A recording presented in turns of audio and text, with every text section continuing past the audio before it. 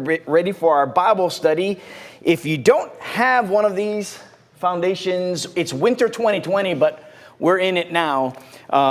It's in the second study on Genesis, and we're on lesson 4. But if you don't have one of these books and would like to have one, in the foyer, there are a bunch of these books laying out for you to grab one. Just take them as you need it.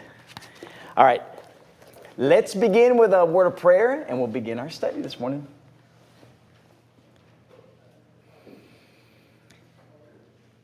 Our Father in heaven, I thank you very much for this morning that we get to have the opportunity of coming here to this building, being able to open up your word, to study it, to see the beautiful lessons that take place as we go through your word. Not only just the big picture, but even from the themes of seeing your providential workings in and through our lives, that we're able to distinguish the cultures of times that we are unfamiliar with, and the overall importance of the things that were being done to help us see your redemptive story. Beyond that, Father, I thank you for the opportunity that we get to see how much you love us, and how these historical accounts help pave the way for our Messiah. We're so grateful to you for it.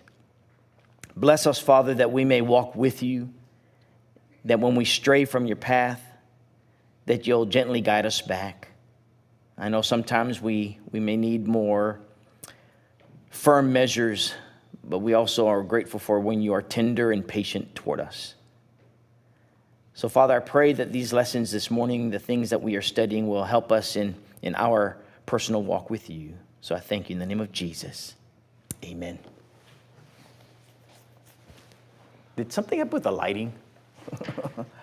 Felt like everything got darker or something in here.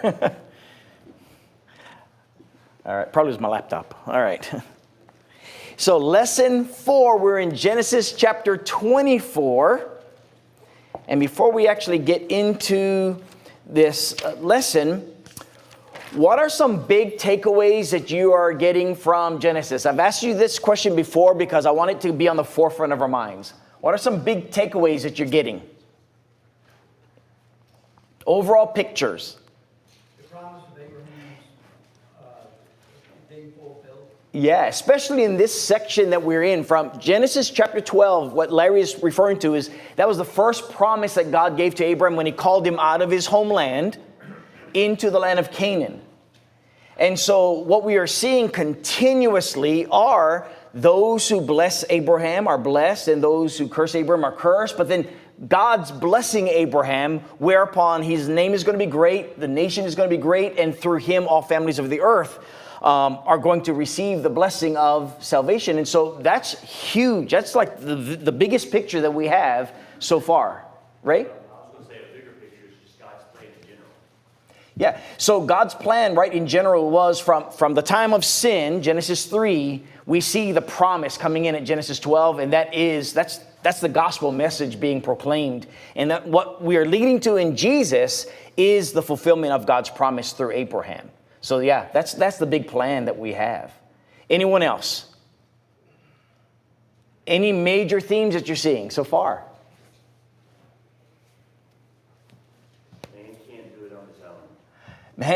That's a great theme.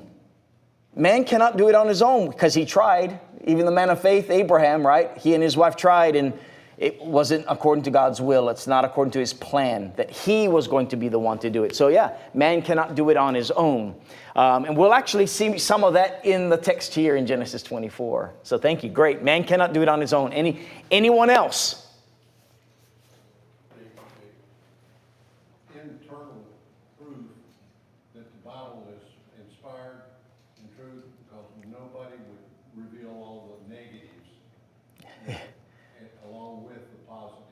Okay. The negatives make the positive that much more exciting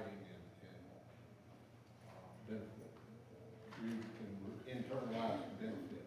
So if I can repackage what you just said, Ron, you're from a standpoint that when you have a lot of these books, typically the authors will reveal all the good about whatever, so everything looks good and appealing to the reader, whereas the scriptures show the reality of sin in people's lives, including people of faith.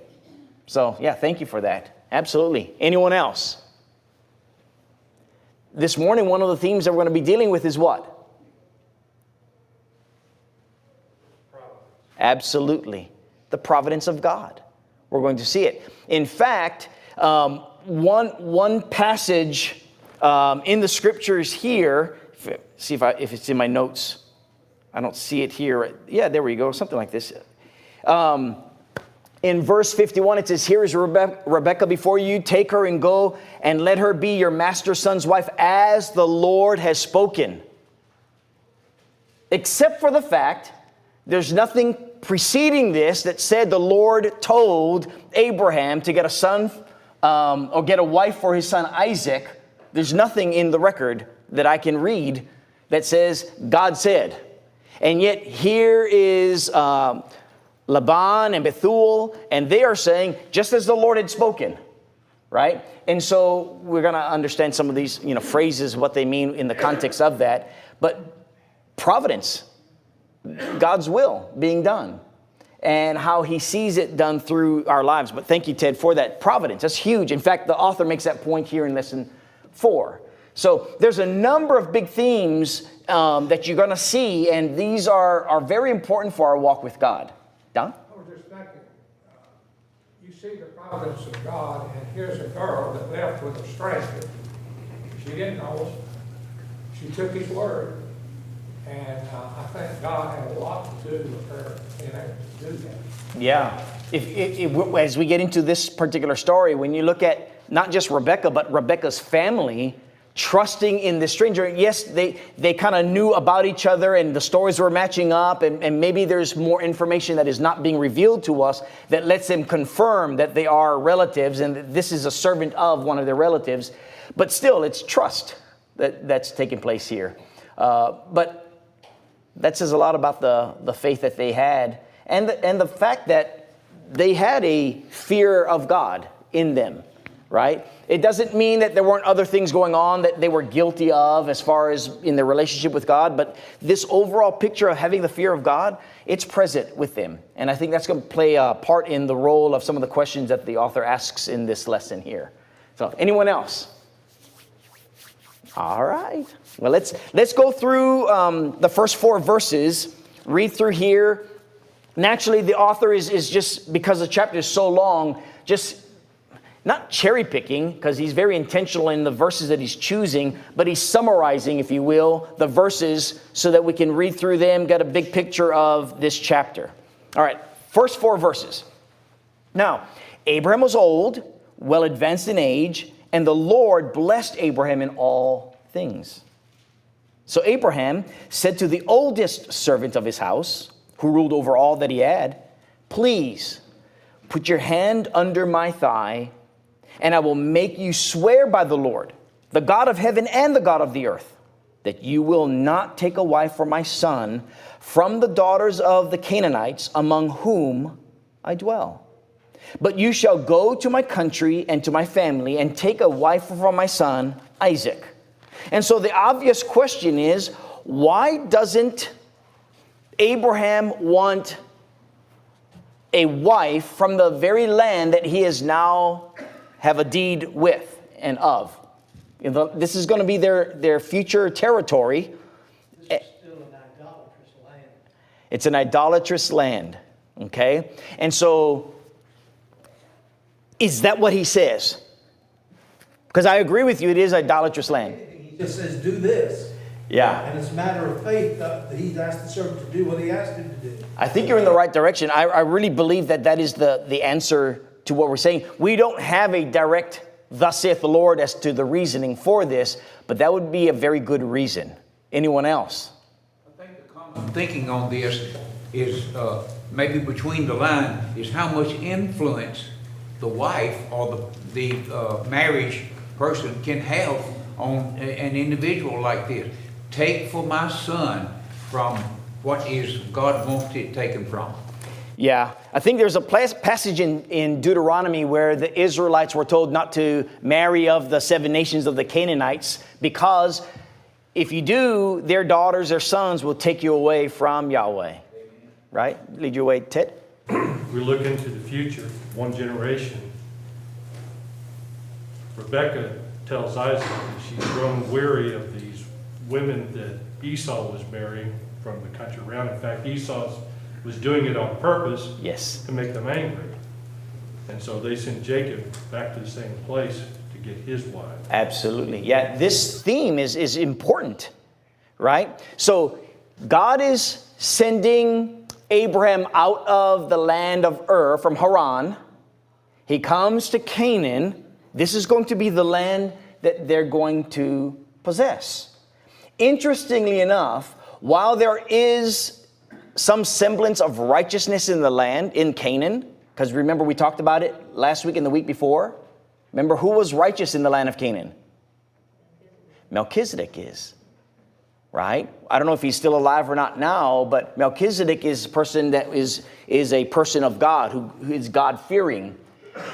But when Abram comes to this land is known not to be God-fearing.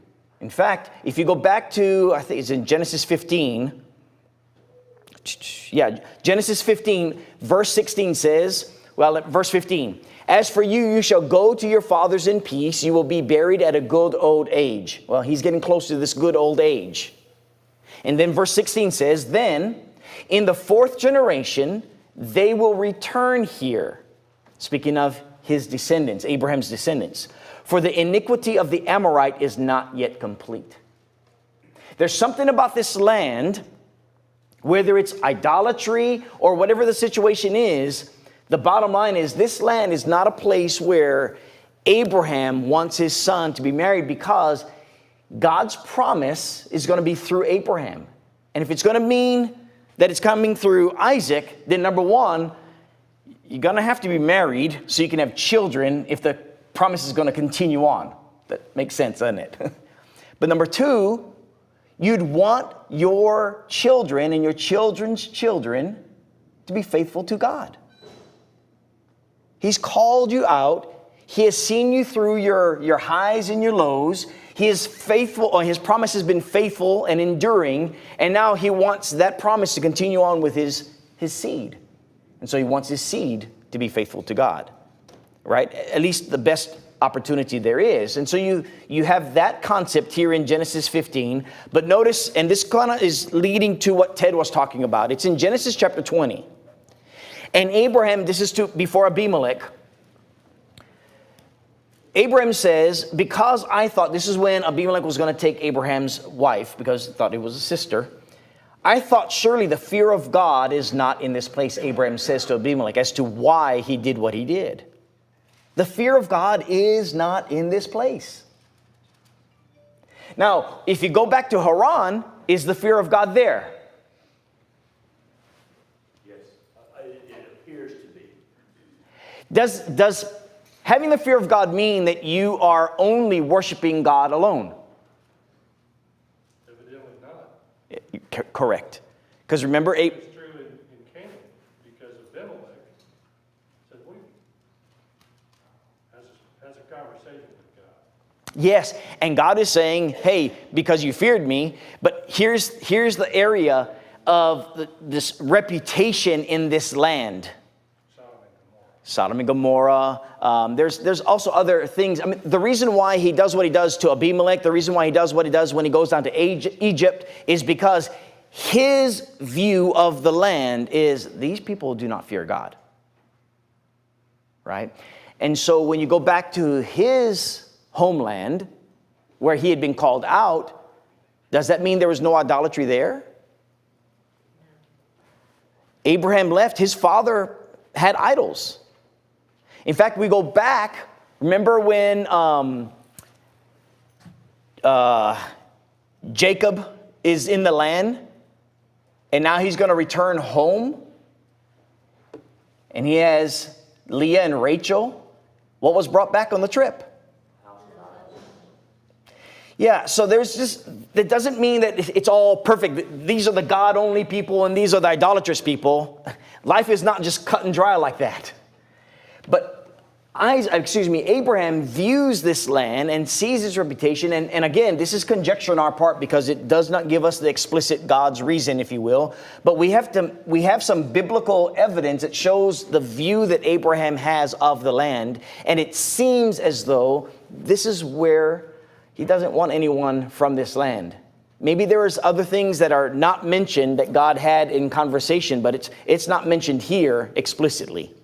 And so he's wanted to make sure that his son is going to be provided for and having a wife, but it's going to be from his homeland. So of all the people that he sends out, who does he send? Abraham, that is. Abraham's sending someone out. Which one? The eldest, most trusted servant, right? The one who rules over his whole house. It's the one that he can guarantee if I need someone responsible to take, and I can trust to take this task, which is a very important task to Abraham at heart, it's going to be his most entrusted servant. And so that's what you're seeing here in Genesis chapter 24, in the very first few verses. And so, interesting, there's a cultural thing when you want someone to swear an oath, what do? What does Abraham do or say? Makes him put his hand under his thigh. Anyone ever practice that? I mean, that would feel weird to me, by the way. I wouldn't want Steve putting his hand under my thigh. Thank you. But yet, this is serious stuff right here, and yet that's exactly what he does. In fact, there's one other occasion where we see this putting a hand under a thigh. Where was that? You guys remember? It's in the future. Yes, Israel. Yeah, so Jacob, who's the son of Isaac, he has his son Joseph, and they are now in the land of Egypt. And Jacob he's near dying. He's on the last steps of life as Abraham. And he chooses his most beloved son to make this oath, make this promise that his body would not be buried and staying in the land of Egypt, but that he would be going back to where his fathers had been buried. And so we have this very important cultural custom here, and it's almost as if this is we're shaking on it. Something that is very, very important to, when we talk about an agreement. Today, what would we have to ensure that these things would be done? What? Whether we have, an attorney, a contract, we shake on it, like we look each other in the eye and shake on it. Whatever the situation is that is very valuable, very entrusting, that you promise, right? And you're going to keep your word, that kind of a thing. That's what we're seeing here. Comments or questions? I look at it also today in court, you raise your hand. Put your hand on the Bible. Sworn into an office, Yeah. You raise your hand. Absolutely. Yeah, so in this case, we have an oath, and the oath, we want it to be made, and we want it to be practiced by someone else, because, can Abraham ensure it? No different than Jacob not being able to assure it. So the best way you do is you take someone who can assure them that they're going to make it happen to the best of their ability. Obviously, what is the reaction from the servant?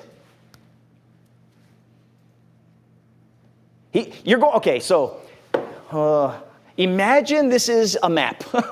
And right down over here is the Dead Sea. And in the middle of the Dead Sea on the left side over here is Hebron. This is kind of basically where they're at right now.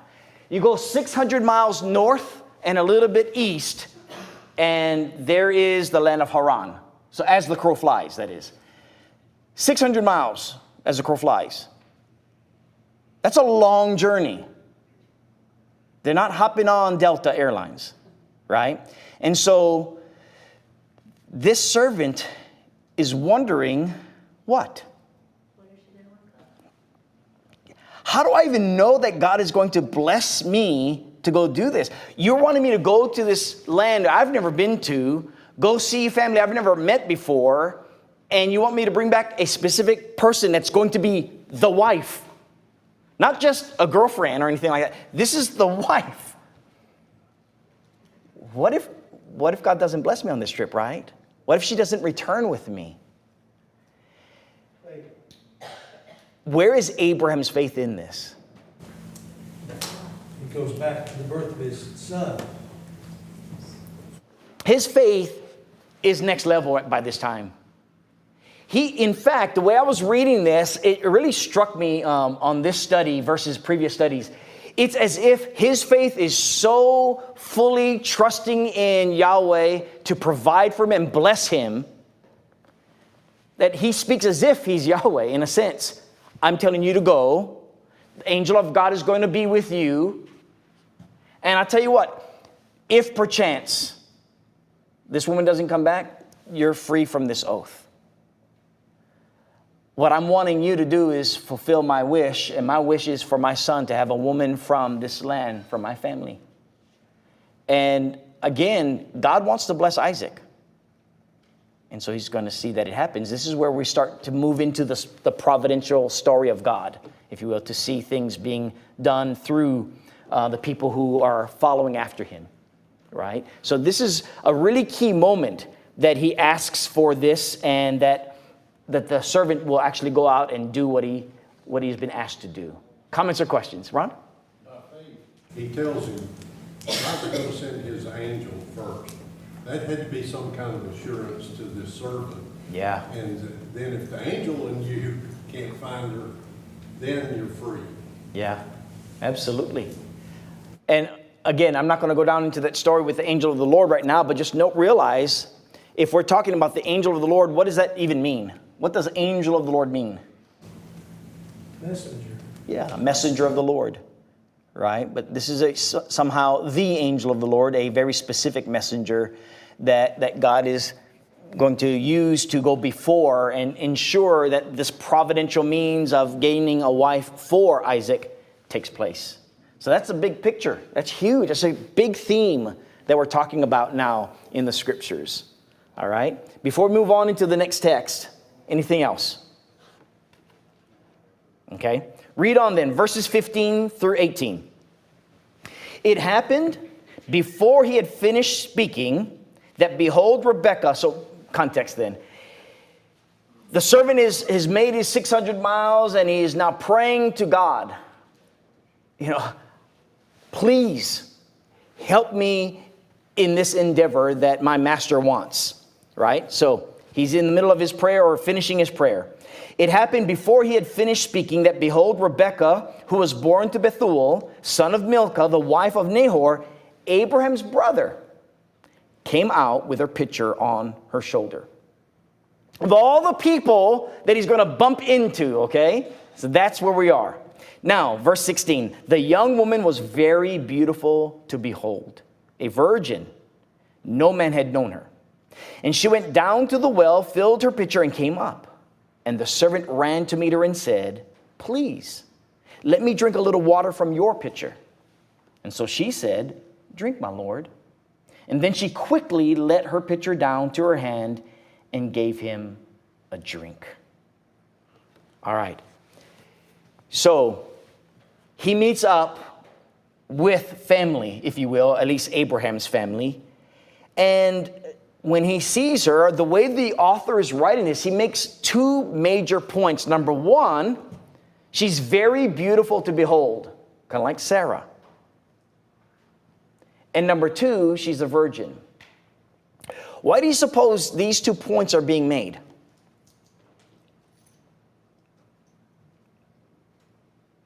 Does beauty matter? Does God want to just add extra pen space in the Bible? Well, the virgin part, I understand. It's beautiful. Just descriptive, I don't know. Yeah, there's something about the fact that Sarah's mentioned as being beautiful, that if I remember correctly, and here is Rebekah, and she's referred to as being beautiful. And then when we get to the story of Rachel and Leah, what does it say there? Rachel is very beautiful in form and appearance, right? And so we have passages that are very explicit about the beauty of these women in the promise. And yeah, to your point, Miss Patsy, we're talking about the fact that she's a virgin. Why is that even necessary? The author says something in here, and I don't know if I fully go along with the logic of the author, but it could very well be that that's the case. What does he say? He quotes someone in lesson 4. That if you got God who is promising that this is the seed of promise, that you would want then the person that the seed is going to be after, in this case Isaac, he's going to have a faithful wife, and that is that she starts off being a virgin. Do we have anyone in the lineage of our Savior that is in that lineage that did not have that kind of a reputation? So that's why I'm not so sure of where the author was coming from with that statement. I get it, I understand it, and it's a beautiful statement, but I don't know if that's the reason per se. So the fact that he's referring to this woman as being beautiful and a virgin shows what then? Generally speaking, she's chaste. If you're beautiful, it's not just men using their power over women, but have women opportunities to use their power over men. Yeah, there is. But he's going back to this land to get a wife, Abraham is, for his son. And he's seeing someone with a good reputation, right? And so I think the author is bringing that aspect out. That's at least my opinion of why this statement is being made. Anyone have a different take on that? But I find that very, very key in idea of who he is marrying. He's marrying someone seemingly of good reputation, a chaste virgin, if you will. And so we move on with the story, and we see her reputation in action. The servant is asking the statement, "Can you please give me a drink of water from your pitcher?" And why does he do that? It's in the text, if you had read the text. Not just this passage, but even before. That's what he prayed to God that she would do. Yeah. This servant was very specific about, Lord, if I meet up with a woman and I ask her to give me a drink and draw from the water from her and using her pitcher, I mean, he was very specific about who it was that would be the one. Have you guys ever done any kind of prayer like that before? Something real specific like that? And it come to pass? And so here's this person, very specific. He's lived in the household of Abraham for seemingly years, well trusted, and no doubt learning the kind of faithful trust in Yahweh that Abraham had. And he's like, if you're going to bless me in this way, this is how I'm going to know that you're blessing me. Because has there been a direct revelation between God and this servant? Not that we know of. Yeah. And so it's like, you're not having this direct back and forth dialogue between yourself and Yahweh. And so here, God, if you're with me, show me a sign, if you will. Please help me, whether it's from a standpoint of my lack of faith or for me to know that you are with me and your stamp of approval is upon who this person is going to be. And so that's what we have here. Right? Was the oldest in Abraham's household. He would have observed all the things that Abraham went through, and I'm sure Abraham shared all these events with his household. So he would have known that God was part of Abraham's life and what he had done for him. So absolutely. He would have confidence in the background. So, you can have confidence when you hear all the stories and everything, but when the rubber meets the road, are there moments when we ourselves, with all these stories, still have, I'm not so sure. So that's what I'm saying. It's like here he's asking for assurance that this is your providential means in blessing my journey here. because I believe he does trust Abraham and knows of this Yahweh and sees all the blessings that have come upon Abraham. But I don't know if you can guarantee that that means that he is going to have the same faith that Abraham has, right? So that's where I think this question is coming in. Show me, quote unquote, show me a sign, if you will. So it could be that maybe he needs to have better faith. But I've been there when I've read these Bible stories and my faith was lacking at moments when I'm going, oh, I wish I had done better. Well, you knew who to ask. Yeah. I mean, that's part of it, is knowing who to ask to. So he knew enough to know which God he was supposed to be turning around asking this favor of. So he had been, this was a man who was previously in line to inherit everything Abraham had Yeah. until Isaac came along. And he does ask for God's blessing to show him who the person was going to be. So that could be the area of faith that we are seeing meted out here. So he bows himself down and prays to God. And of course, when he is not yet done praying, here is Rebekah. And I'm like, okay, it's time, right? So he basically not pops the question, but asks the question and I want to test, I want to see this is going to be the one. And she does exactly what he prayed to God about. She does quickly let her pitcher down, gave him a drink. And so he finds out who she is, that she is relative to Abraham, and he showers her from Abraham with all the means, right? All kinds of gifts. I mean, he brought 10 camels, and a lot of it would be their sustenance for the travel to and from, but included will be the dowry gifts, right? Was it you, Don? This might be a minor point, but she watered all the camels too, and that's a lot of water Yeah. to be dipping out of the well in the pitcher. 10 camels. Camels drink water. They would. They may not drink for a while, but when they do, they can suck it up. Absolutely. Absolutely. And so we've got all of the greetings, everything being done, all's done. And now he's going to meet with Abraham's brother and his nephew, with Bethuel and with Laban. And so that picks us up in verses 56 and 57. Notice 56 through 67. So let's read there. He's now meeting with them, he says, and of course now he's ready to go back to the land with Rebekah. He says to them, after they're saying, hey, why don't we just keep her for a few more days? 10 days. He says to them, do not hinder me. Since the Lord has prospered my way, send me away so that I may go to my master. And so they said, we will call the young woman and ask her personally. Then they called Rebekah and said to her, will you go with the man? And she said, I will go.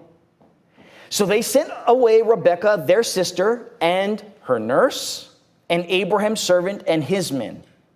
And they blessed Rebekah and said to her, our sister, may you become the mother of thousands of 10,000s, and may your descendants possess the gates of those who hate them. Then Rebekah and her maids arose, and they rode on the camels and followed the man. So the servant took Rebekah and departed. Now, Isaac came from the way of Beer-lahai-roi, for he had dwelt in the south. And Isaac went out to meditate in the field in the evening, and he lifted his eyes and looked, and there the camels were coming. And then Rebekah lifted her eyes. When she saw Isaac, she dismounted from her camel.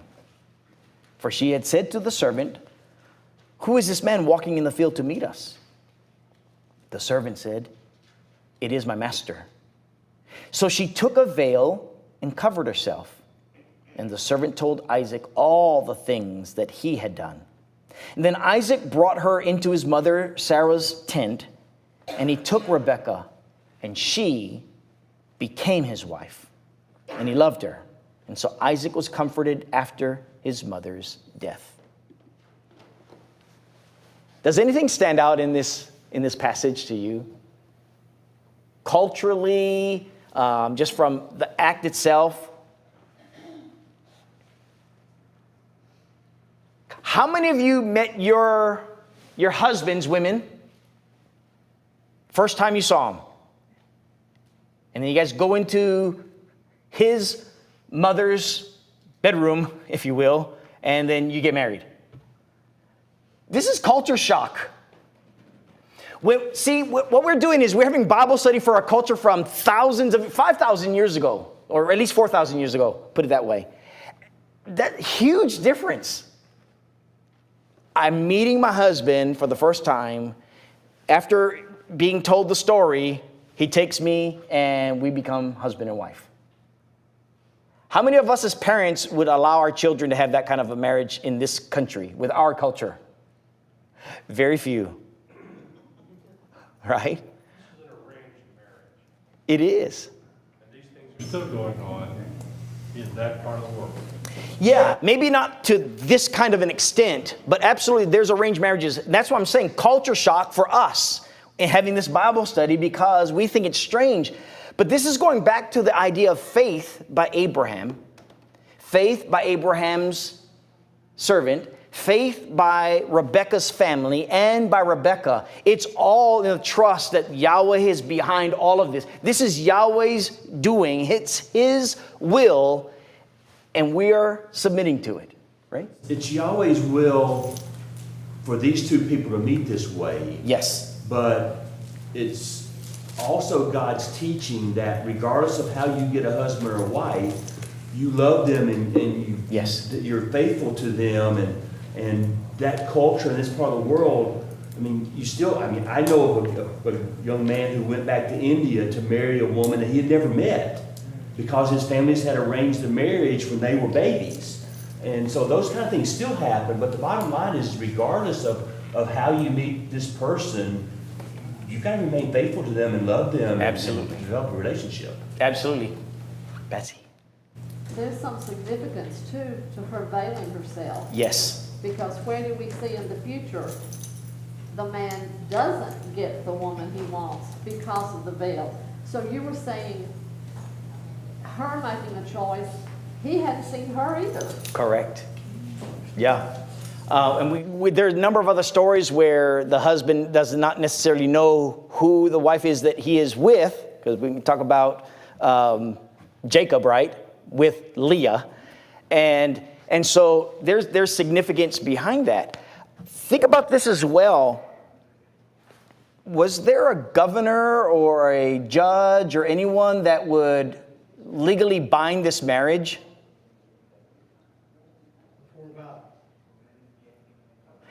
The reason why I say that is we live in a time in modern culture, not just in the United States, but in other parts of the world, not every part of the world, but a lot of parts of the world where you have to have government approval that this marriage is binding. This is before there's government even involved. And we can even go back to this country way back when people were being married without any government intervention.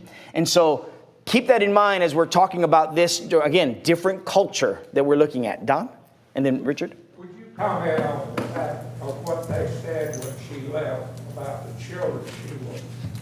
Oh, about the poem, Our Sister, May You Become the Mother of 10,000. And then, yes, I will. Richard? In our country, what occurred with Isaac and Rebekah was what we have come to call common law marriage. It's where people have lived together, they live together a certain amount of time, and the law says, you live together so long, you're not considered to be married. And it was not uncommon in the Middle East, and still is not. But what's the difference between this and that? How long have they been living together? They haven't. Exactly. So there's a big difference that they're agreeing to come into this marital relationship, and it's being consummated naturally here, as it says in Sarah's tent. And so really big standout here. That is what made them married. There wasn't a wedding ceremony, there wasn't all of these celebrations yet. Like we hear about that later on in the Bible, but he took her alone into his tent, and that act made them married in their eyes and in God's eyes, and that's all they needed. It was the act, but it was also the commitment to one another, right? Because there's going to be other acts where they're consummating it, but they're not married. And so that's going to be something very significant here. So going back to verse 60, Don was asking the question with this, the family of Rebekah blesses Rebekah and says to her, our sister, may you become the mother of thousands of 10,000s. May your descendants possess the gates of those who hate them. So two major things. Remember, the overall picture was, Abraham, I'm going to bless you. I'm going to make your name great. All families of the earth are going to be blessed through you. Right? By this time, Abraham has a seed, Isaac. Eventually, that seed is going to be growing out to families on the earth. And so what the servant was doing was explaining to Bethuel and to Laban and the rest of Rebekah's family, here's God's promise to Abraham, and that all families of the earth can be blessed. The whole story was undoubtedly told. And this is their response. And so remember, those who bless you, I will bless, and those who curse you, I will curse. And so therefore, the last part of the promise of God to Abraham is expounded here in this prayer and this poem, if you will. May your descendants possess the gates of those who hate them. I'm going to bless those who bless you. I'm going to curse those who curse you. That's what this statement is addressing right here. That you're going to rule over your enemies. That's the picture. And so it's a beautiful statement in that they understand all of God's promise to Abraham being fulfilled. And let it continue through Rebekah. Does that make sense? Yeah. Anyone else have comments or questions on that? Ron? Back to she was beautiful and a virgin. Does this make it easier for Isaac to accept? Because I'm sure a lot of arranged marriages took some time to say, okay, finally I'm married. The brother we had here from India talked about arranged marriage that didn't go through because the wife refused to do it. Yeah. But this had to have made it that much easier for Isaac to accept. We're people of flesh. Makes sense. So, side story real quick, real fast. My great-grandparents were, I'm part Japanese, as you know. They were arranged in marriage. There was 26 years difference between my great-grandfather and my great-grandmother. If my great-grandfather was 40 years old when he first married, that means my great-grandmother was 14. It gives you an idea. The story goes, she did not want to be married to him. But by the virtue of the fact that they were arranged, and that was their culture, she did. They married all the way up till she died. So, yeah, I can see how the flesh does play a part in this at some point, whatever the level is. So, yeah, good point. Anyone else? Yes? Also, on the flip side, the Bible talks about how David was handsome. Yep. So it mentioned when men also were handsome. For whatever reason, we don't know why that would be, because it's not like somebody was getting ready to try and marry him. It was a description for us to try and possibly picture this person. Yeah, interesting that it's put in there for a reason. The author wants us to gain a sense of context for the whatever purpose. Handsome. I'm sorry? Christ is described as not handsome. Correct. Jesus was not described as being handsome. You're right. I think there's something else here that speaks volumes, and that was that Isaac was respectful. He didn't see this woman. It was nice, it was pretty and all that, but he didn't know who he was going to marry. That was his father's decision, and he respected his parents' decision enough to be willing to go through with it. Absolutely. So here's the thing. I wanted to talk about God's providence in all of this, so I'm going to save it for next Sunday before we get into lesson 5.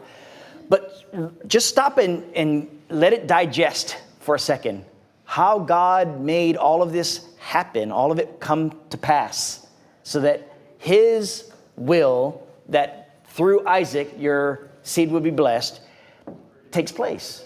Again, there was no dialogue between God and Abraham or God and this servant in this particular context, and yet we're seeing God's name being brought forward as to fulfilling this, especially at the very end when Rebecca's family refers to God and his will being done in all of this. So we'll talk about that next Sunday for our first few minutes, and then we'll get into lesson 5. Anyway, have a wonderful morning worshiping our Lord.